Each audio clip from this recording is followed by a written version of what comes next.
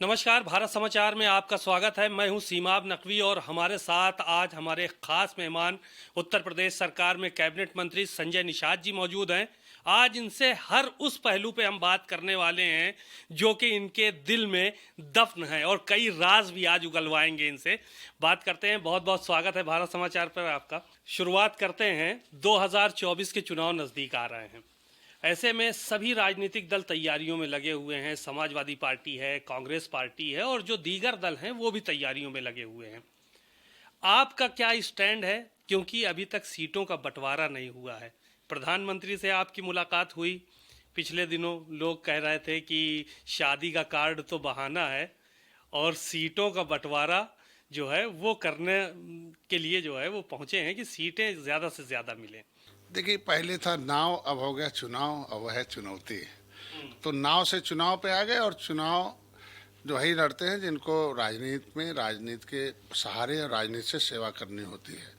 तो आज निषाद पार्टी 2013 में गठित हुई, 2014 2015 आई, 2017 में चुनाव एक विधायक आए।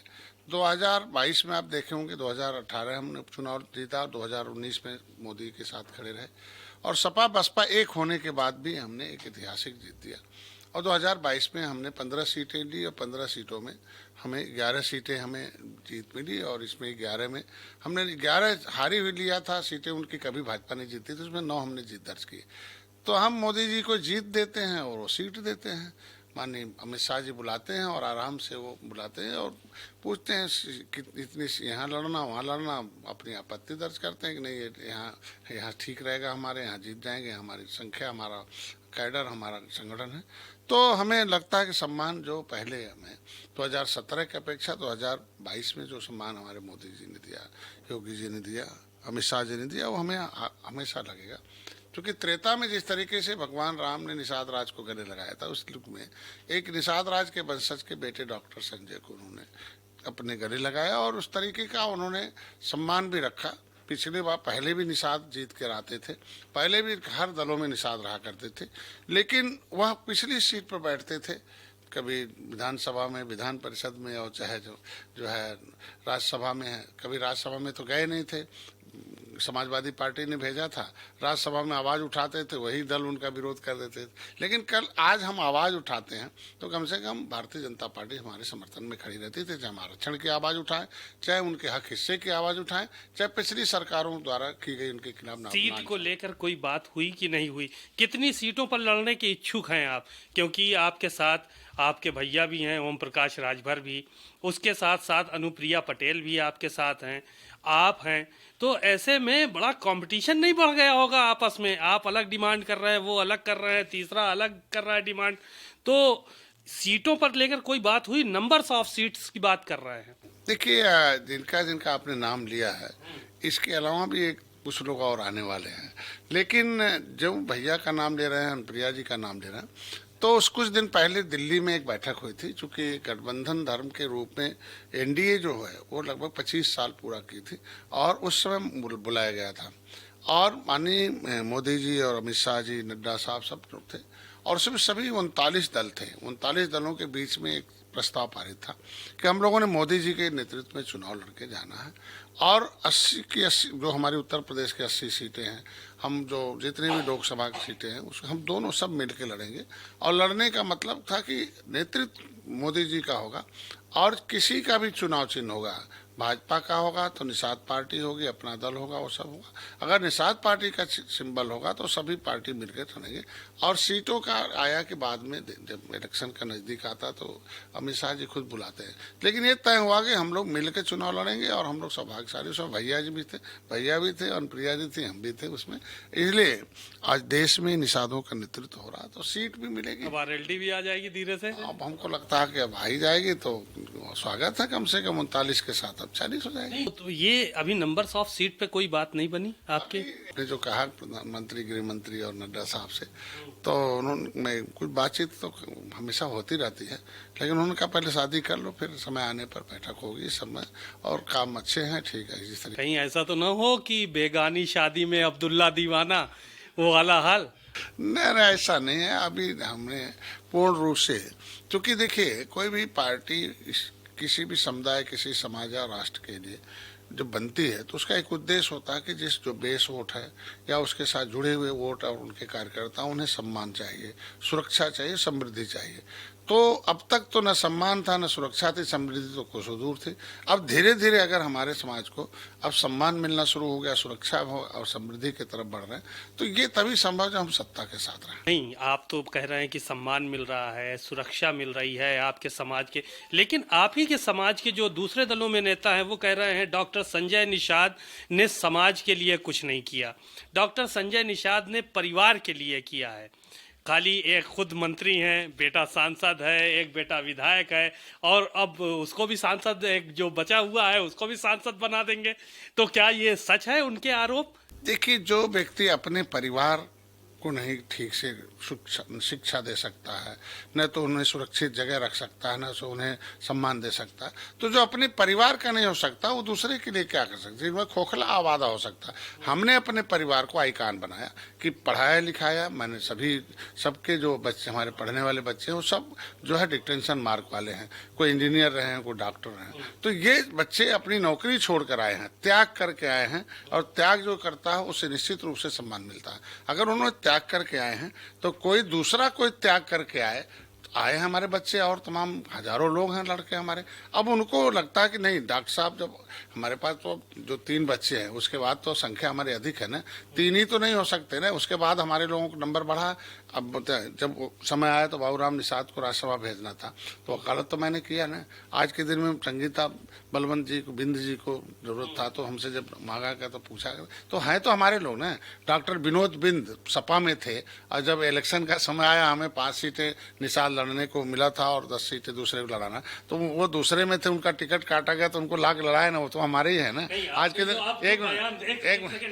एक और रह गया, भाजपा में थे पीयूष रंजन जी, हार गए थे, फिर हमारे समय मिला तो हमें लड़ाया ना। तो कैसे कह सकते हैं हम अपने परिवार के लिए अवसर जब मिला है तो हमें 3 नेताओं के घर। ठीक बात, आपकी बात समझ में आ गई कि आप कह रहे हैं कि हमने और लोगों को भी अवसर दिया समाज को आगे बढ़ाने के लिए। लेकिन मोदी जी जो ये कहते हैं कि परिवारवाद है, उत्तर प्रदेश की पार्टियों में समाजवादी पार्टी के ऊपर आरोप लगता है, भारतीय जनता पार्टी के नेता डंके की चोट पर कहते हैं कि परिवारवाद है, शिवपाल यादव, अखिलेश यादव, अक्षय यादव, धर्मेंद्र यादव, मुलायम सिंह यादव। तो जब इसका नाम आता है तो कहीं ना कहीं जो है वो डॉक्टर संजय का भी नाम आता है। तो डॉक्टर संजय क्या भारतीय जनता पार्टी की इन नीतियों के खिलाफ हैं? भारतीय जनता पार्टी की जो लाइन है उससे बड़ी लाइन खींचना चाहते डॉक्टर संजय निषाद? देखिए, हम भारतीय जनता पार्टी एक ही अलग उसकी विचार नीति है और पार्टी है। निषाद पार्टी अपनी एक पार्टी, अलग पार्टी है। निषाद पार्टी में जो संघर्ष किया हो, तो संघर्ष के जो साथी हैं उनको अवसर मिलना चाहिए। आज के दिन में संघर्ष के साथी हैं जो, उनको अवसर मिला। आज के दिन में जब 7 जून 2015 का जब रेल आंदोलन था, उस समय निवर्तमान सरकार समाजवादी पार्टी की थी, गोली चलाई थी, तो एक मेरे सामने ही गोली चली और कितने घायल हुए। जो घायल लड़का वो मेरे साथ मेरे घर पर, एक अपने पुत्र से ज्यादा उसे मानता हूँ, अपने पास रखा हूँ, क्योंकि उसे उस समय पुलिस खोज रही थी, वो गवाह था। आज के दिन में एक दूसरे का बेटा मारा गया, तो अगर मेरे सामने एक दूसरे का बेटा मारा गया, 6 घंटे गोली चली, तो मैं तो यही कसम खाया ना कि आज के बाद आंदोलन बिना किए कुछ होगा नहीं। History the mother of politics, movement is the father of politics. Movement हम करना ही है ना, आंदोलन तो करना ही पड़ेगा।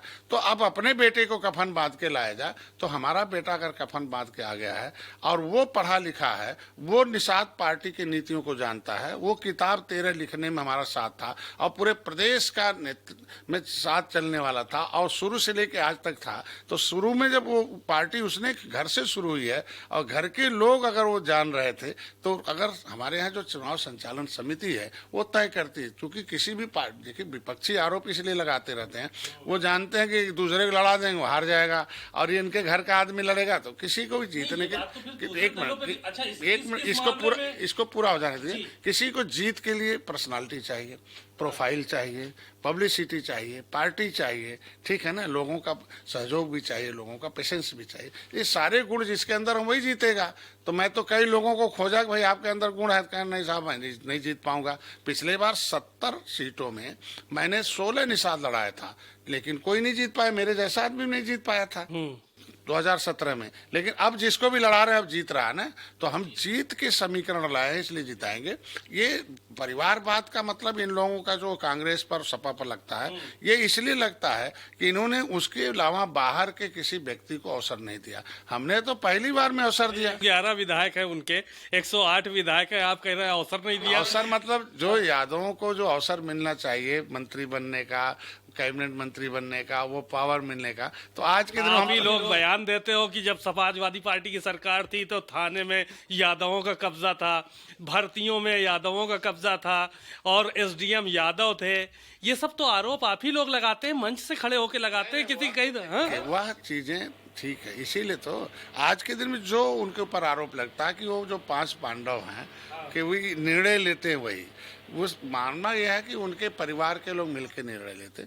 आज के दिन मेरे कहने का मतलब है हमारे यहाँ निर्णय लेने का जो परिवार वाले निर्णय ले कौन लेता है, निर्णय हमारे यहाँ अभी हमने बैठक, अभी जब आया हूँ आपके यहाँ तो बैठक चल रही थी, तो बैठक में तो मेरे घर का कोई आदमी नहीं था, न तो विधायक जी थे, न तो सांसद जी थे, न कोई बैठा। हमारे पास बैठक में निर्णय तो हमारी पार्टी के लोग लेते हैं, तो पार्टी के लोग निर्णय ले रहे हैं इसलिए पार्टी आगे बढ़ रही है और धीरे धीरे आगे बढ़ रही है। अभी आगे आने दीजिए। और बाकी हम लोग संघर्ष के लिए अपने समाज को वह शिक्षा, स्वास्थ्य, रोजगार, नीति, नेता बनाने की बात नहीं, नीत बनाने में हमें चाहिए। तो नीत कौन बना रहा, कितनी बन रही है, तो नीत बनाने के लिए निषाद पार्टी की स्थापना हुई। अब नीत बना के हम समाज को आगे आप बढ़ाने के लिए काम कर रहे हैं। फूलन देवी को आप क्या मानते हैं? देखिए, फूलन देवी एक हमारी आइकॉन है हमारे समाज की, और उन्होंने महिलाओं के अंदर नहीं, दलित दबे लोगों को, जो कमजोर अपने को समझता है, उसने अपने सम्मान के लिए, उसके अगर किसी के सम्मान के खिलाफ अगर कोई होता है तो वो अगर कोई भी कदम उठाता है, कदम उठवाने वाले दोषी है, न कि कदम उठाने वाले दोषी। कदम उठवाने वाले कौन थे? जो उनके जमीन पर कब्जा करने वाले थे, जो उसकी इज्जत लूटने वाले थे, उस तरीके का लोग भेदभाव करने वाले थे। इरिटेशन का आखिर किसी को दस्यु बनना, सीधे तो घर में तो बैठ के तो उस किसी ने कांड किया नहीं, कोई घर छोड़कर जंगल में जाने को मजबूर हो जाए, ये तो बहुत बड़ी बात है ना। तो ये परिस्थितियां आदमी बनाती, तो परिस्थिति जन उन्होंने जो फैसला लिया था उनके साथ है।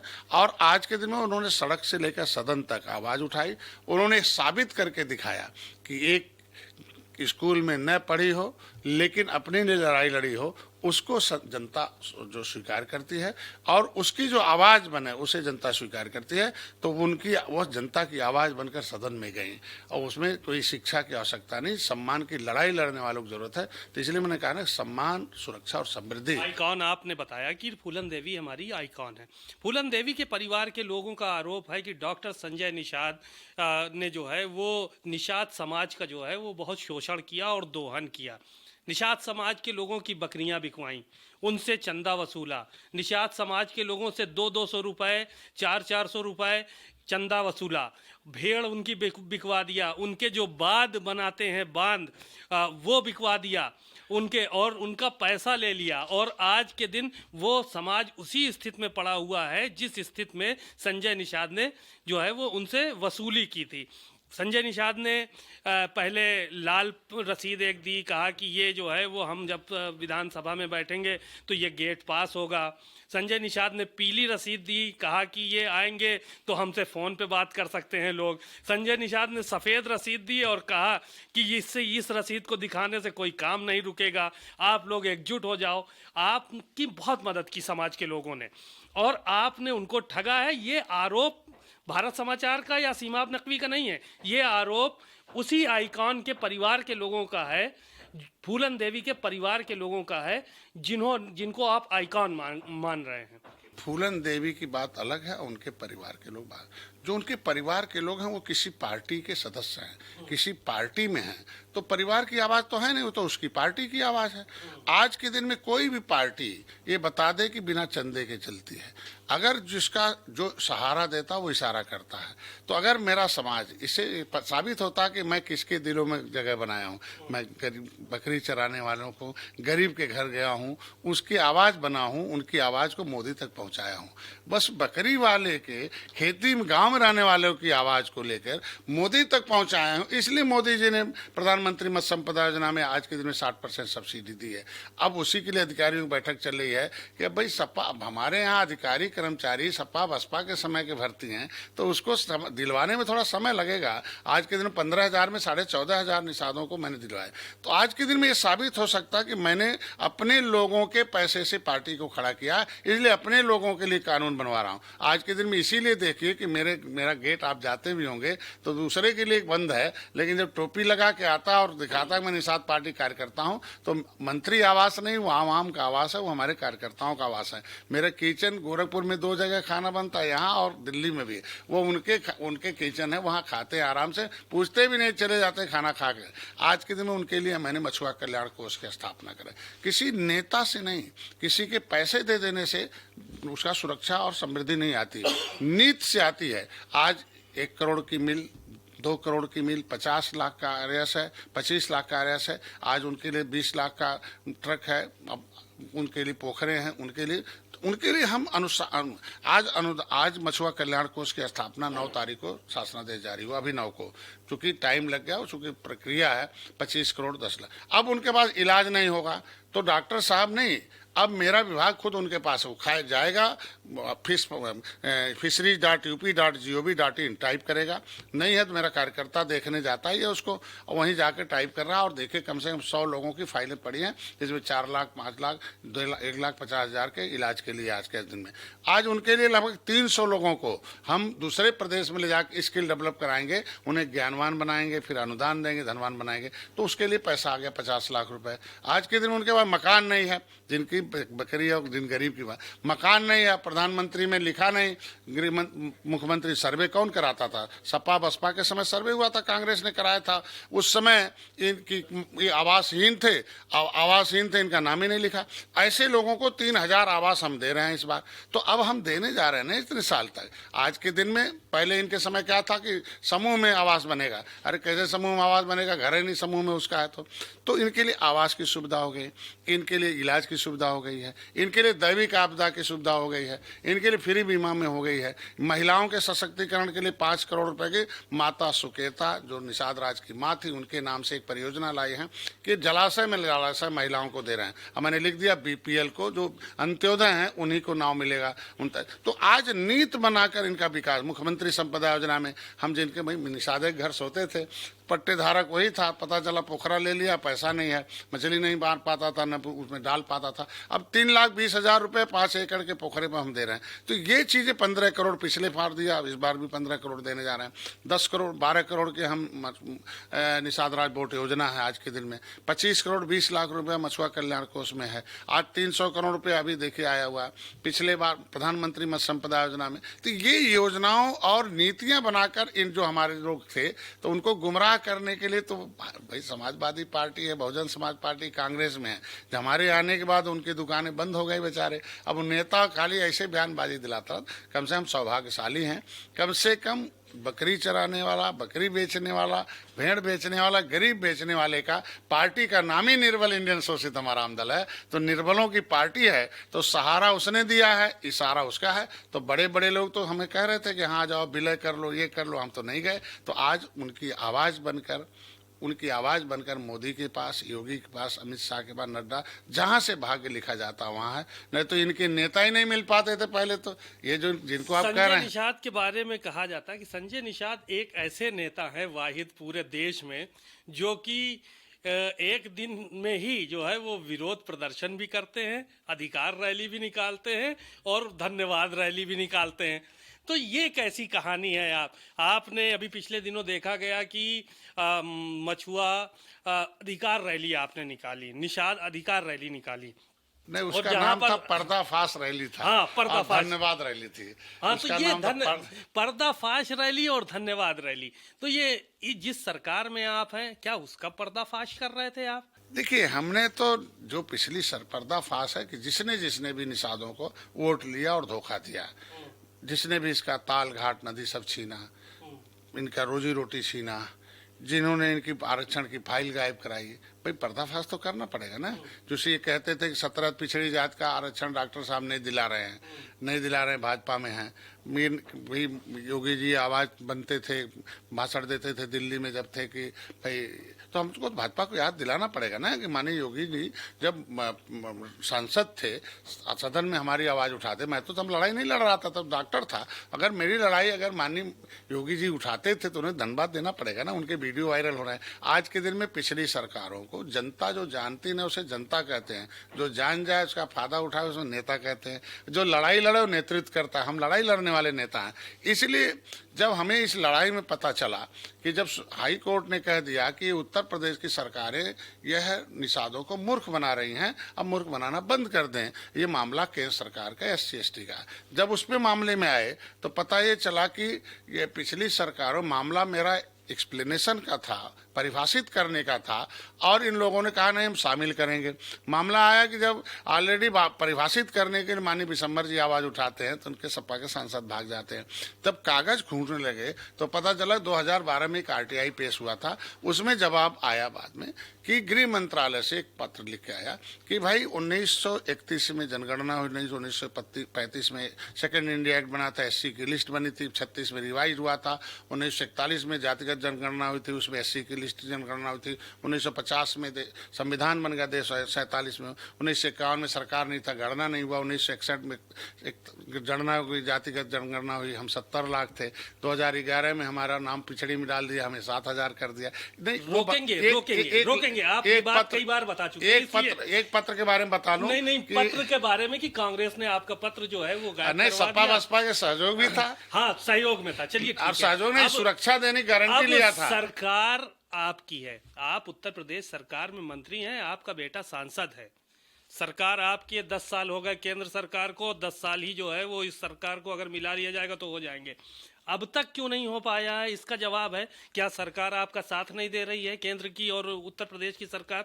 अब हो जाना चाहिए था, अति पिछड़ी में आ जाना, अनुसूचित जाति अनुसूचित जनजाति में आ जाना चाहिए था आपके समाज के लोगों को, कि 10 साल खाली कागज ढूंढने में लगा दिया आपने। नहीं, हम तो 10 साल कागज ढूंढ के तो यहाँ पहुंचे हैं। तो हम तो भाजपा के साथ 2019 में आए हैं, लास्ट में 2020-21, अब 22-23 है। आज हम इतने सालों में क्या काम किए उतना हमारा समाज जानता है। जब जिसके आधार पर कोई भी मामला न्यायालय में चलता हो तो उस पर कोर्ट कुछ नहीं, मतलब सदन कुछ नहीं कर सकता है। तो न्यायालय में अभी पिछले साल खत्म हुआ है। उसके बाद जब ये हुआ कि हम सुप्रीम कोर्ट जाए और केंद्र जाए कागज लेके, तब पता चला कि पब्लिक फाइल 1950 जिसके आधार पर सभी SC में लेदरमैन, वाशरमैन, फिशरमैन थे, और ये इसके आधार पर ही मिला था और वो फाइल ही गायब है। तो ये फाइल जो गायब है तो हमें एविडेंस उठाना पड़ेगा। मैंने तुरंत योगी जी को पत्र लिखा, माननीय योगी जी ने तुरंत लिखा RGI को, RGI ने लिख दिया सामाजिक न्याय मंत्रालय को। अब करना भारतीय जनता पार्टी को है। तो इसलिए हमने जब उसको अनुभव किया, मैंने बताया कि भाई एक फाइल गायब कराती है एक सरकार, एक इस पे आपका पहल कर रही है, लिख के दे रही है कि नहीं केवट मल्ला मझवार हैं, कि A नारायणन देव ने भी बयान दे दिया कि नहीं केवट मल्ला मझवार है, इन अनुसूचित जात का मिलना चाहिए। तो आज वो मूवमेंट में है। माननीय गृह मंत्री जब भी मिलते हैं तो एक बार इस पर जरूर चर्चा होती है। वो कहते हैं, जरूर कहते हैं कि नहीं निश्चित समय आने पर हो जाएगा। तो हमें एक बात का एहसास लगा कि जो चीजें लिखी नहीं थी अपर कास्ट 10%, तो जब अपर कास्ट पूर्ण रूप से भाजपा के साथ आया कि नहीं इनमें भी गरीब हैं, इनको होना चाहिए, उन्होंने लिखा। आज के दिन में जब वो लिखा नहीं गया था, उनका तो इंक्लूड करने का मामला था। हमारा तो मामला इंक्लूजन का नहीं, एक्सप्लेनेशन का है। तो हमारा मामला परिभाषित करने का, तो दूसरी सरकारें कहती नहीं शामिल करो, तो हमारे तो लटकू राम बना दिया। 31 दिसंबर 2016 को इनमें पिछड़ी जात से निकाल दिया राज्यपाल ने। हमारा नाम पिछड़ी में भी पड़ा है, हमारा नाम SC में पड़ा है। तो ये मामले हैं, तो इसको खत्म करने के लिए माननीय गृह मंत्री को बार बार मिलता हूँ। सरकार खत्म कर देना, क्यों नहीं खत्म कर पा रही है? आप तो गृह मंत्री से, प्रधानमंत्री से डायरेक्ट बात हमको लगता है जिस तरीके से महिलाओं ने सबसे एक मुश्त वोट देकर मोदी जी को एहसास कराया कि नहीं हम आपके साथ हैं, और इन सारी पार्टियां आप महिलाओं के विरोध में थी और ठीक से उनके लिए कोई कानून। पहले नेता हैं कि जो वोट दे के एहसास करवा रहे हैं, बाकी लोग तो सड़क पे उतर के एहसास कराते हैं। आप खुद कहते हैं history is the mother of politics and movement is the father of politics. उसके बावजूद जो है वो मूवमेंट दिख दिख नहीं रहा आपका इस मामले में कहीं। देखिए, सदन बहुत बड़ी चीज, सड़क पर आवाज इसलिए उठती है कि लोग सदन में हमारे पन्ने को पढ़ लें। सड़क पर इसलिए धरना प्रदर्शन होते हैं कि मुख्यमंत्री प्रधानमंत्री उस पन्ने को पढ़ ले। लेकिन जब पढ़ने वाला नेता खुद सदन में है, विधान परिषद में मैं पढ़ा, विधानसभा में पढ़ा, कैबिनेट में बैठ के बात होती है, प्रधानमंत्री के पास गृह मंत्री, तो जब सड़क का नेता सदन में आ गया वकील बन के, पहले हम सड़क पर धरना प्रदर्शन करने मिला, सड़क पर वकालत करना, जब हमारे को खुद के पास हो के हमें सदन में भेज दिया, सदन में वकालत चला, और जिसकी आवाज़ सदन में शुरू हो जाती है उसकी समस्याओं का समाधान हो जाता है। पहले तो वकीलें नहीं थे, जो वकील थे बेचारे चुप थे, जो वकील थे बेचारे उनकी आवाज़ बंद कर दी जाती थी। वो वकील अपने लिए नहीं बल्कि दूसरे के लिए वकालत करते थे। अरे बसपा में थे तो लेदरमैन के लिए काम किया, उन्हीं के सामने एससी छीना गया, बोल नहीं पाए, उनका तालघाट नदी छीना, वर्ग 3 वर्ग 4 वर्ग 5 वर्ग 6 की जमीन थी जो आसामी दर था निषादों को, ऐसे ही बहुजन समाज पार्टी ने उसे राज्य सरकार को दे दिया, निषादों को रोजी रोटी दे दिया, लेकिन एक निषाद नहीं बोल पाया। आज वहाँ छीनी जाती थी इनके अधिकार, एससी में दिया था माननीय मुलायम सिंह ने, बसपा ने छीन लिया, गलत दिया था क्योंकि यहाँ पावर नहीं था। तो आज के दिन में हमें पिछड़ी से निकालती थी बस सपा, और बसपा स्टे लेती थी, ये लोग हमें आपस में निकाल के ढूंढते।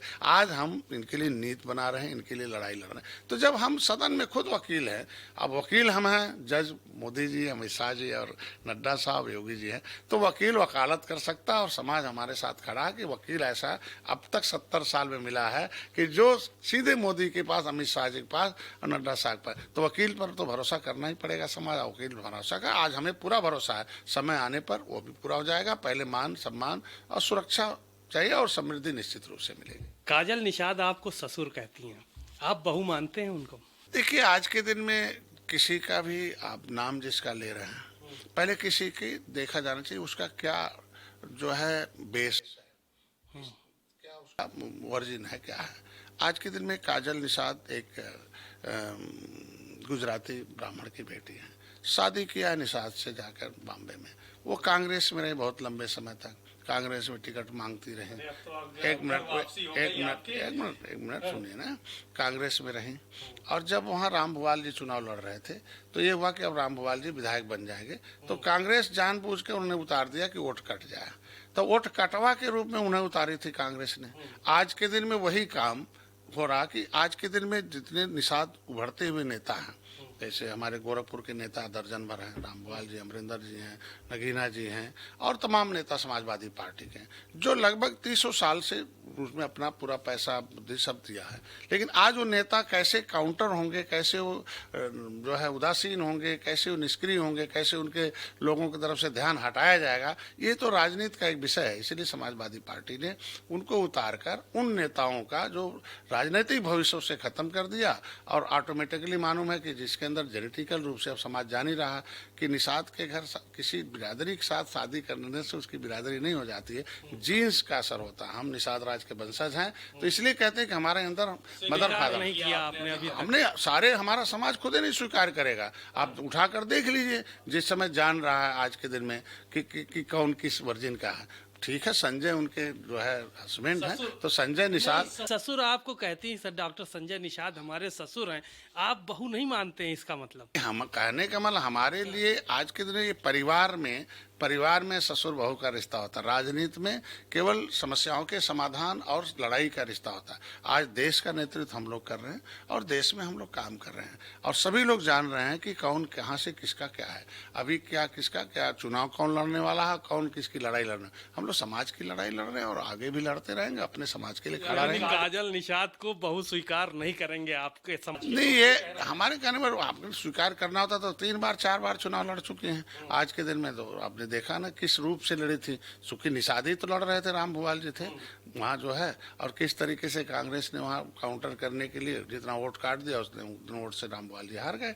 तो ये समाज जानता है ना कि इनको किस लिए प्रयोग किया जा रहा है। इस समय निषाद नेता को हराने के लिए, अब निषाद नेताओं को समाजवादी पार्टी को में समाप्त करने के लिए उनको उतार दिया गया। नहीं तो आपके अभी अपने समाज के लोगों के अंदर स्वीकार नहीं कर पाए हैं काजल निषाद तो को? समाज से पूछा जाना चाहिए, लेकिन हम तो निषाद पार्टी के हैं, और निषाद समाज खुद अपनी समस्याओं के लिए पार्टी बना रखा है। इसका नाम ही निषाद पार्टी। निर्बल इसीलिए है, निर्बल है, शोषित है, वंचित है। तो निषाद अपने जितनी उपजातियां हैं तो वो जितनी उपजातियां निषाद होगी, उनका 13 किताबें लिखा हूँ। निषाद राज किले पर मैं जाके संकल्प लेता हूँ, उस मिट्टी का चंदन लगाता हूँ और सबको निषाद बनाने के लिए कोशिश करता हूँ कि भगवान राम के सहारे, भगवान राम के आत्माल सखा थे निषाद राज, और राम लला सब पर भारी हैं, और मथुरा और काशी मथुरा और श्रृंगारपुर की बारी है। आज मैंने लड़ाई लड़के निषाद राज के किले को 56 फुट की मूर्ति, उसे पर्यटक स्थल घोषित कराना, जंगल से मंगल कराना।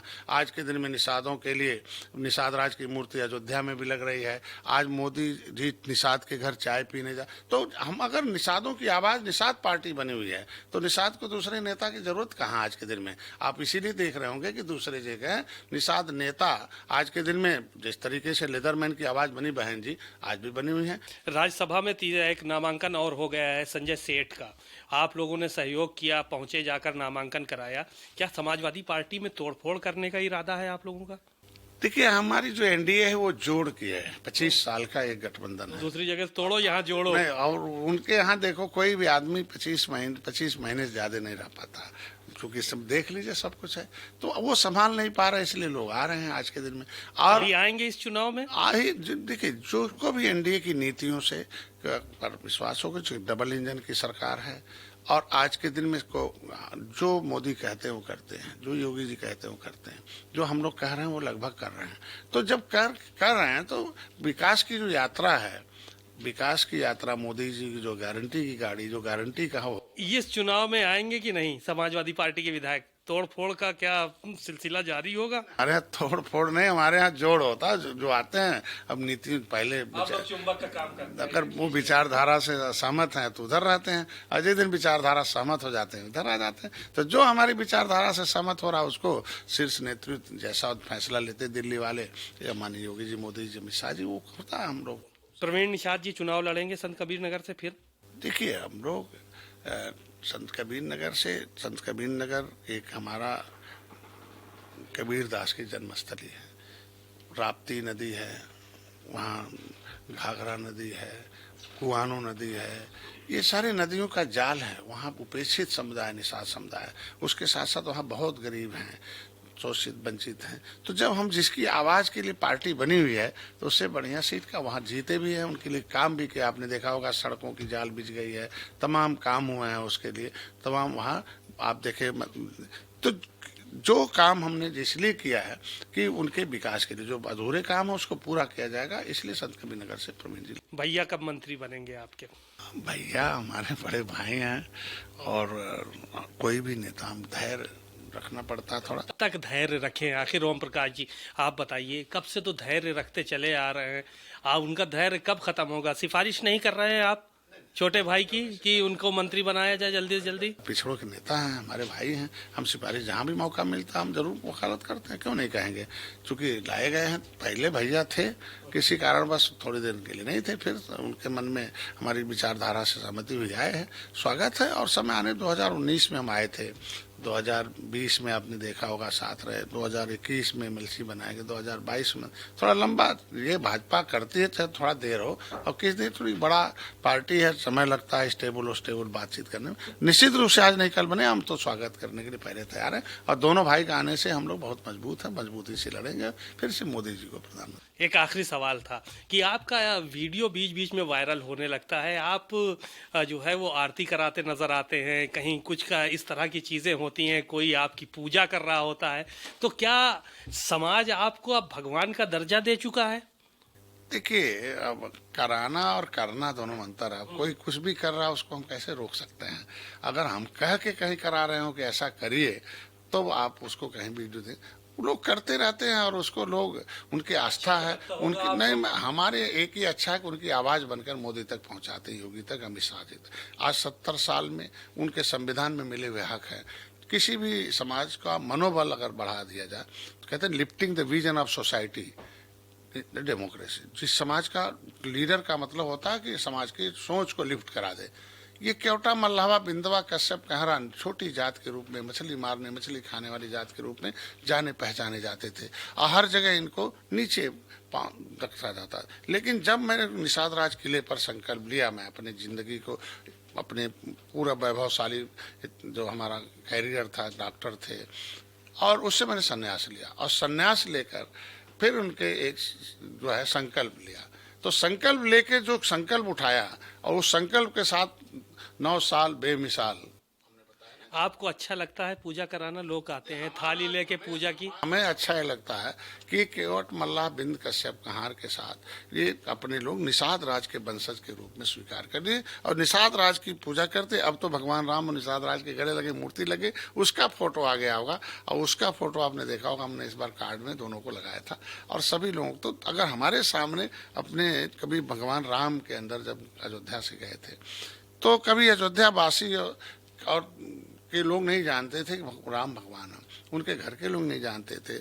तमसा नदी पर हजारों ऋषि मुनि, लेकिन सबसे पहले अगर भगवान राम के अंदर ईश्वर का रूप देखा तो निषाद राज ने देखा। और हमें जब पता चला तो हमने सबको बताना शुरू किया। तो अब ईश्वर को देखने वाला छोटा तो हो नहीं सकता, इसलिए निषाद भगवान राम को महाराजा गुरुराज निषाद जो परम मित्र थे उनको वो लोग भगवान के रूप में पूजा करते हैं। और उसे बताने वाला कि डॉक्टर संजय हमको नहीं बताए होते तो मैं जानता भी नहीं। इलाहाबाद के लोग वही 37 बरस पहले खुदाई हुई थी इलाहाबाद में। इलाहाबाद के लोग ही नहीं जानते थे कि यहाँ किला हमारा है बगल में ही। वहाँ तो किस तरीके से आज के दिन में भगवान राम जहाँ रात्रि सोए हो और मस्जिद बनी हो तो मस्जिद को हटाने के लिए अपील कर रहा हूँ मैं। अगर वहाँ बार बार ला के लोगों संकल्प और निषाद राज के किले पर 56 फुट की मूर्ति लगाकर और जहाँ हमारे प्रयास हम लोगों को आने के बाद प्रधानमंत्री जय निषाद राज के नारे लगाते हो, माननीय मुख्यमंत्री लगाते हो और निषाद राज के एक सवाल और ले लीजिए बस आखिरी। आप ये कहते हैं कि मुसलमानों में